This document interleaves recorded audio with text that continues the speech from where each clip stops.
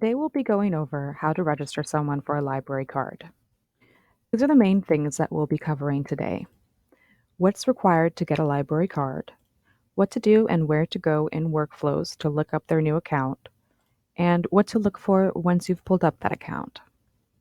So you have someone that would like to sign up for a library card and they're wondering what's required.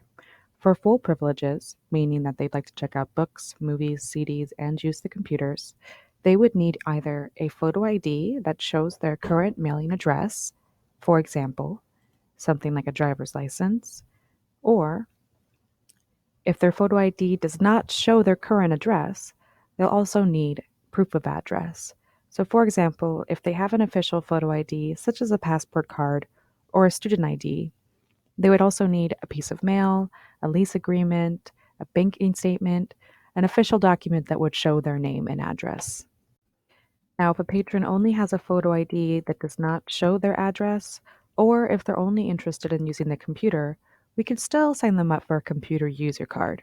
To get a computer user card, all that's required is an official photo ID, something like a passport, a student card, or a driver's license. It does not need to show their address as long as it's been government issued.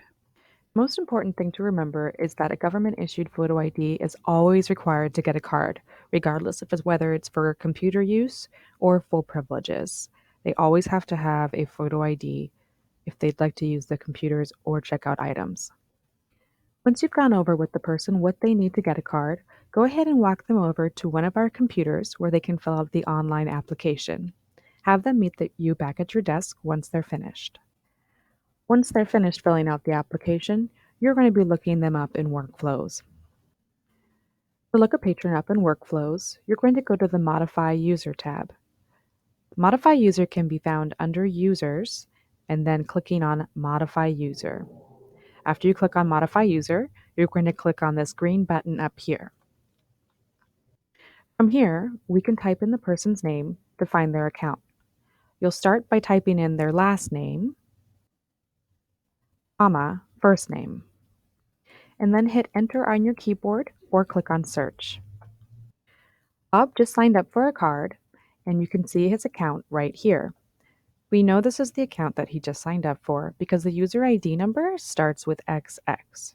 Anytime you see a user ID that starts with XX, it means that it's one that hasn't yet been connected to a library card. It's very important when you search for a user to make sure they don't already have an account with us. If Bob already had an account with us, you would see his name above or under the XX account. In this case, you can see that Bob only has one account with us. It's that XX one he just created. From here, you can double click on his account or hit Modify User. Once you get to Modify User, you'll want to check to make sure that the address that he entered is the same as the one on his photo ID or proof of address. If this address does not match the one on his ID or proof of address, you're going to change his profile name to Comp User, which means computer use only. To change it to computer use only, you're going to go down here where it says Profile Name, and you're going to click here on the drop-down menu and look for Comp User, and then you can click here. You can go ahead and explain to the patron that if they can bring in a piece of mail or proof of address, we can upgrade their account at any time. But comp user means that they can only use the computers. If the address does match what's on his photo ID, you can keep his account as public. There's no need to change anything at all. Once you've verified that you have the correct account and that the address does match, you can go ahead and scan his library card into this user ID box. After that, you can hit Save, and you'll see this pop up.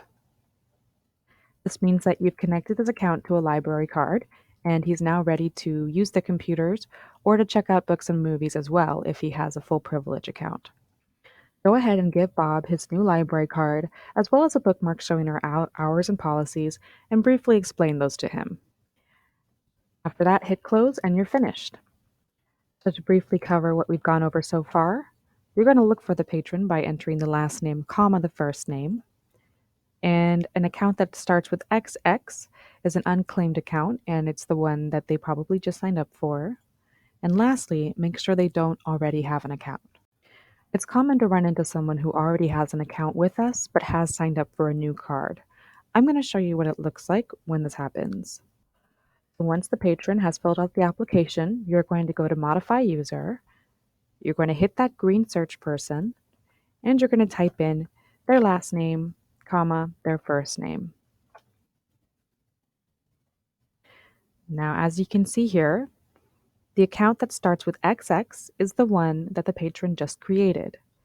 But you can also see that Harvey, in this case, has several accounts with us already.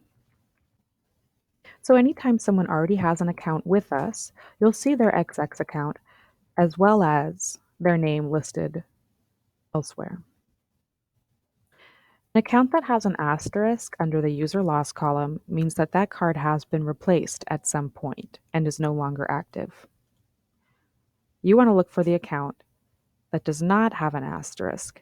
This is their current active account. Now, when a patron has signed up for a card, but we discover that they already have an account with us, we're not going to be replacing their card under Modify User.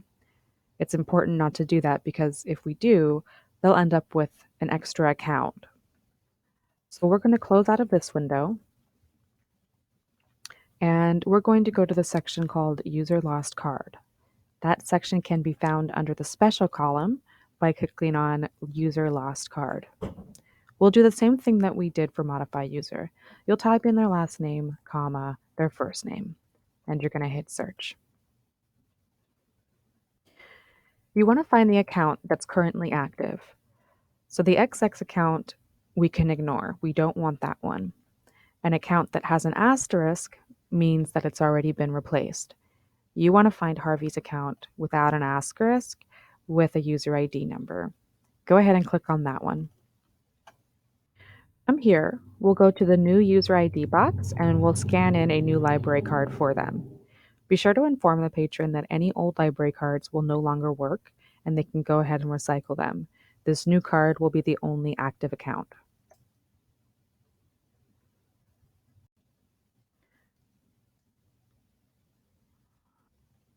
Once you've scanned in the card, go ahead and hit Assign New Card or Enter on your keyboard, and it will show you that their old card has been replaced with a new one. At this point, you can go ahead and go to Display User and scan their new card into the User ID box.